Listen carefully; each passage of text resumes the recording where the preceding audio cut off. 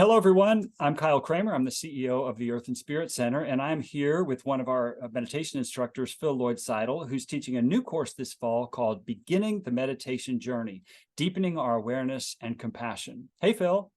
Hi, Kyle. Hey, it is always nice to be with you, even on Zoom. I know. But I am excited to hear about this new course you're going to be offering. You offered a course around the beginning the meditation journey last spring to great reception. And I remember I've been working with you for years to get you to teach some course like that. And when you finally did, it was a great success just right out of the gate. So I'm thrilled that you have another course that you're going to be rolling out. What can you tell us about this new one and maybe how it differs from the first time you taught with us last spring? Sure. First, the spring experience for me, the course in May was terrific.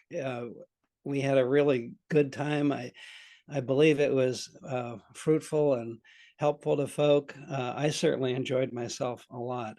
This time around in September and October, the course will be roughly similar. I mean, basically, this is going to be a foundational course in meditation and mindfulness, as the course was in May. It's open to people new to meditation, as well as people with a practice or folk who want to deepen their current practice. If I could interrupt just a sec, Phil, Sure. If someone took your course last spring and became a Lloyd Sidle groupie, would this next course be redundant for them, or could they benefit from it as well? I think they could benefit from it, Kyle, because the difference this time around is going to be with an expressed and intentional new focus on what could be called somatic mindfulness or somatic awareness. Another way to say that is, how do we become aware not just of what we're thinking and is going on in our minds, but how do we become more aware of our body? How do we become more aware of what's going on in our mind? And how do we pay attention to what's going on in our heart? And that has kind of energetic components that our general mindfulness needs to pick up on, be aware of, and that we integrate into our practice. I think the main difference is that often when we think of, quote, mindfulness, we think of the mind. And we end up... Hence the term, right? Yeah, but it's a failure, I believe, in some fashion of our language, not of the profound impact and benefits of what we know to be mindfulness. We are going to be expanding that notion of what we pay attention to.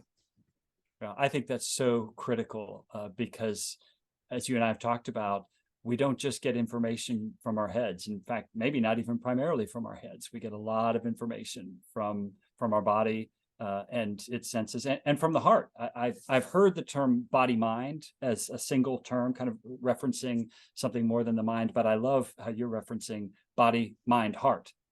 Yeah, I think it's like very important to us. And it probably at the end of the day, it's our hearts that can integrate all that, what you call information, that integrates our lives better than our minds can do alone, and better than our bodies can alone. How do our hearts, already aware, take hold of this and begin the process of transformation to a deeper freedom and wisdom? Oh, So I am so glad that you're doing it this way. It's so needful. yeah, I wonder, I'm excited, and that's why I think it is good for beginners and practitioners as well, because a lot of the times, I think I speak out of my own personal experience. I have been learning actually very later in my life about some of the necessity and the fruits of this integration. So that people can learn this from the very beginning I think is a great opportunity. Having said that, let me just say one more thing about the similarities between both classes in May and in September. Uh, we'll be doing a lot of not just sitting meditation, but also meditation in motion, which is to say, primarily walking meditation, but different forms of walking meditation. So I'm eager to teach different ways to engage our bodies through walking that expand our capacity to become mindful. If someone has a physical disability that might make walking difficult, does that prevent them from taking this class or benefiting from it? Absolutely Okay. not. And thanks for raising that, because even in the course description, we say at the very bottom, anyone, everyone is invited, regardless of the conditions of your body. Because in fact, there's no one right way to meditate, and we all know we move in different ways. So when we talk about, which is better perhaps to use that phrase, meditation in motion, it could be in a wheelchair. It could be uh,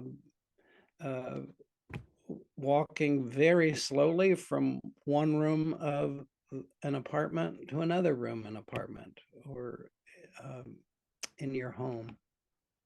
Wonderful. Well, I'm so glad to hear you describe this course in such an inclusive and integrative way, including all different sorts of bodies, including all different sorts of awarenesses, whether those are of mental phenomena or bodily phenomena. So, Phil, I'm thrilled that you're back teaching with us yet again. And there's going to be a link in this video to the actual course webpage. But just as a reminder to folks, this course starts September 26th. That's a Tuesday at 7 p.m. in the evening, and runs for 5 weeks. You can go to our website, earthandspiritcenter.org, to sign up and click on the courses and more tab, and you'll find it there. Phil, thank you again for this wonderful offering this fall. We're really excited. Thanks, Kyle. I am too.